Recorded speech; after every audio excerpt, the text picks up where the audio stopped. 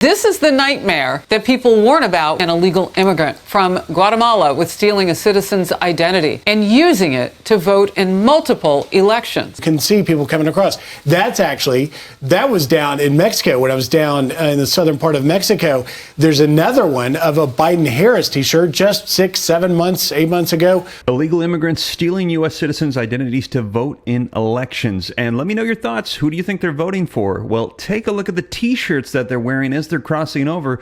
Where are these t-shirts even coming from? This might explain why one side is saying we need to secure the border and the other side is just kind of letting them pour in. Now, in addition to that, though, a lot of people concerned about the threat of potential attacks here in the United States if we're not vetting those that are coming in. Man planning to commit attack on a Jewish center in New York City was just arrested at the Canadian border on September 7th, 3 days ago. And this comes as we've been receiving multiple warnings from the FBI, Director Christopher Wray, about the potential threats of inspired attacks here in the United States. We've heard the warnings of sleeper cells that are waiting to conduct attacks against American people here in the United States in various large cities. And we're hearing that this is not stopping. Take a look at the headlines coming out in just the past 24 hours. A Peruvian illegal immigrant has abducted a teenage girl in Virginia. He was just caught. An illegal immigrant from Honduras was physically assaulting people in Baltimore, Maryland. A Brazilian immigrant in Massachusetts was abusing children. And this comes as we receive words that in Aurora, Colorado, there has been major shutdowns of an apartment complex as Venezuelan gangs have been taking over. And we've been hearing the same thing is unfolding in Chicago as well. And take a look at the latest that's been coming out in the last 24 hours. We're hearing that there have been accusations of Haitian illegal immigrants eating people's pets. Now, we're hearing that these are false, but a lot of people are saying that they're not, and the media is just not wanting to cast a poor light on these immigrants because, well, a lot of them are coming over, and they're going to be voting in the elections, apparently. Let me know your thoughts in the comments down below. But I'm going to dive into the video footage so that way you can see it for yourself, and let me know your thoughts. Is this the nightmare that we've been hearing about? Are you concerned about all of these illegal immigrants coming into our nation, the threat that is posed? Are you concerned about voting and the integrity of the elections as a result of what's unfolding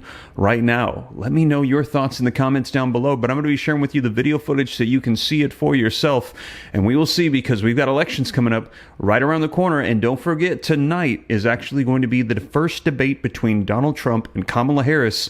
I'm going to be streaming it live here on the channel, but let's go ahead and dive right in. And before we do me a quick favor. If you appreciate the updates, keeping you up to speed on everything, don't forget, take a quick second, hit that like button for me, subscribe to stay up to date. It's totally free. Why not? And I'll keep you up to speed on everything. But let's take a look at the video footage so you can see it for yourself. Illegal immigrants pouring into the southern border into the United States, and we're going to be seeing the impacts very soon. Let's go ahead and dive right in. The Department of Justice is now charging an illegal immigrant from Guatemala with stealing a citizen's identity and using it to vote in multiple elections. All right, so this is the nightmare that people warn about when you don't have an ID that can be verified at the ballot box. This is all coming just days after a Democratic senator denied any evidence of undocumented immigrants voting in our elections. Or in this case, I don't sweeten it like that. They're illegal border crossers. Rich Edson is live at the White House with more. Rich. Good afternoon, Harris. The Department of Justice now says she's going to plead guilty to all the charges. This comes out of the Northern District of Alabama.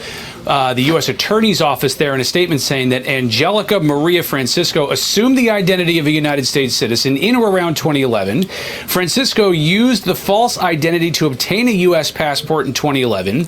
Using the same false identity, she also registered to vote in Alabama in 2016 and voted in the 2016 and 2020 primary and general elections. Former President Trump appointed the prosecutor who leads this office. She does serve under the Biden DOJ. Now, Republicans have been pushing voter ID laws. Democrats argue cases like this are isolated. They say state audits and analysis have shown a very small number of non-citizens are registered and even fewer vote. This is a solution looking for a problem. I mean, there is no evidence that undocumented migrants vote hard enough to get citizens to vote, and it's just creating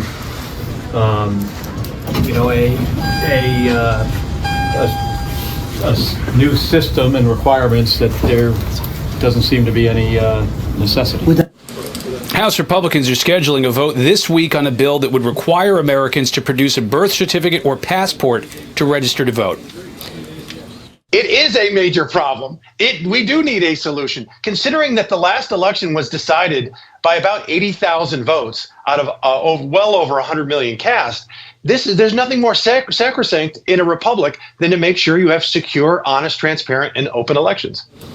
Now, as for that stolen ID case, you've got the Department of Justice saying the State Department investigated it because she applied allegedly to renew her passport in 2022 and traveled to Guatemala on it in that year. Harris? She was busy. All right. Rich, thank you. I want to go to you first, Molly. You have some strong thoughts about this. And my big question was, well, how do we fight this? Well, it's just really interesting what Senator Kelly was saying. He's from Arizona. And Arizona is one of the states that actually separates out voting for people who can prove citizenship and people who can't. They would love to prevent illegal immigrants or non-citizens from voting, and they've had a lot of trouble with doing that. But in 2020, 11,600 people voted a federal-only ballot, because in Arizona, if you don't have proof of citizenship, you can get a federal ballot. So Mark Kelly says it's not happening. He should know more about the laws in his own states and the trouble that election officials are having with preventing non-citizen voting. The other thing that's interesting is the Republicans in Congress have a simple bill called the SAVE Act, which would limit voting only to citizens. And it seems like one of these issues where you could have almost no disagreement. Well, only 5 Democrats voted for it in the House, and everyone in the Democrat Party has been fighting this tooth and nail. President Biden said he would veto the bill to limit voting to citizens only. This is an issue because even just a few thousand votes here or there can make a huge difference. Well, we had Representative Chip Roy on, who helped sponsor the SAVE Act last hour, and he was making the point that, as you say, Democrats did cross the aisle. Not many of them, but some did. So clearly, maybe they're in border states too. Clearly, this could be a bipartisan issue. They're going to have to figure out how to hit that sweet spot with it.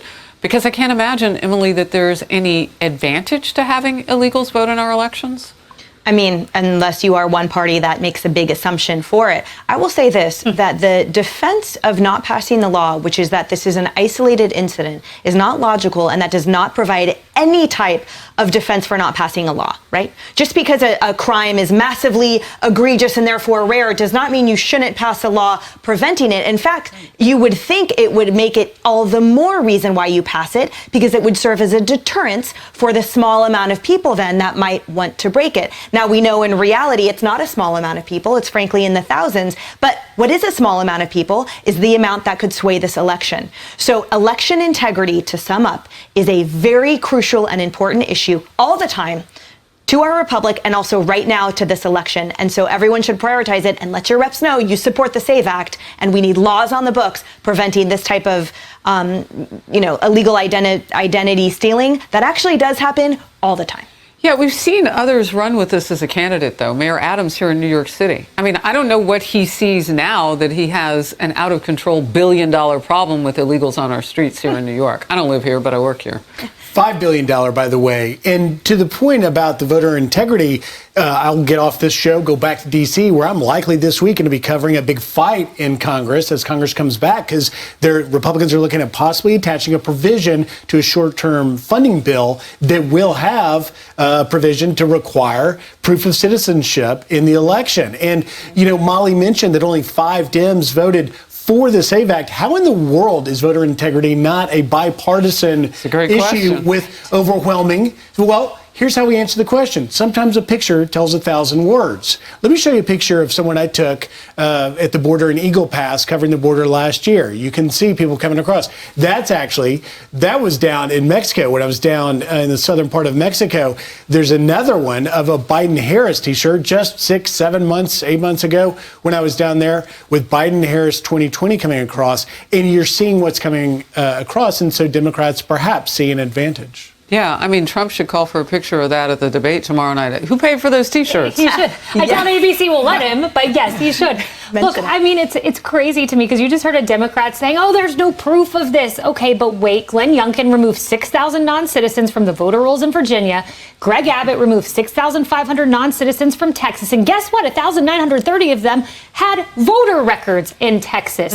We just played proof of a DOJ prosecution from the Biden administration of a woman who voted twice illegally. So for all the talk about Russia influencing votes, Russia's not changing vote totals. Illegal immigrants voting are changing vote totals. So care about Russia, yes, but care about non-citizens too, changing vote totals. So there you have it, you guys. Let me know your thoughts. Now, on one hand, we have the Biden-Harris campaign, and you saw them wearing the shirts, and they're saying that we need to allow these people to pour in. Yet on the other hand, we have former President Donald Trump, who is saying that he's going to be conducting the largest deportation effort that we have ever seen, securing our borders. He even wants to create an Iron Dome over the United States. And again, tonight is going to be the debates. Now, if you're going to be joining me, be sure to check out this video right here next as I cover the details of what you need to know to join me tonight. And also, in addition to that, if you are in the path of the hurricane or the fires that are taking place, we're hearing there's extreme weather warnings this week, the second week of September. Check out this video right here to stay up to date on everything as well. And we are going to keep you guys in our prayers. Hope you and your family are safe. But that is the latest, you guys. Thank you so much for joining me, and I'll catch you in the next one. Take care. God bless. This is Steve.